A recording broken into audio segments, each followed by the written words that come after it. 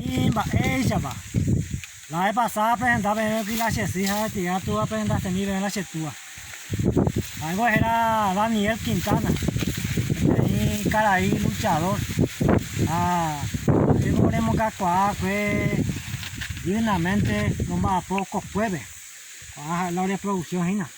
Ahí pues estaba papá en mi la experiencia ella para ya estoy como campesino. Sí,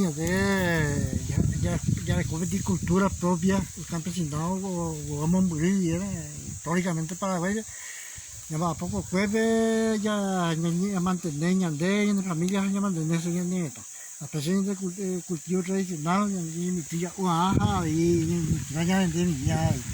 Apenas ya ahí, porque ya ahí en el trabajo, pues, ya como un morir, eso se tuvo a pesar que ahí.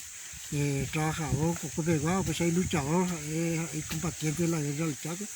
Allá hacer de ejemplo, pues ahí capaz de entre hoy en el compartido también bastante experiencia de vida, porque es vida demasiado rico a la conformar ya dignamente. Entonces ya ahí así la ya mientras pues la ya de tradicional. Exactamente.